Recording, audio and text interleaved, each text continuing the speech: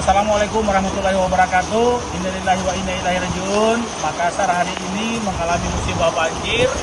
Itu bukan hanya di pinggir kota, tapi di tengah kota. Ini disebabkan karena dari pantauan satelit cuaca, kita mengalami hujan lebat hingga sore hari, disertai dengan pasang. Sebenarnya pasangnya tidak terlalu tinggi, karena 2 kali tinggi pasang hari ini. Tadi sekitar jam 9 dan sebentar jam 6. Lebih tinggi daripada sekarang. Nah, kami bersama Pak Lurah dan Infokom serta PMK dan seluruh SKPD Kota Makassar hari ini turun ke lapangan untuk memastikan masyarakat dalam keadaan selamat, terutama dalam soal listrik.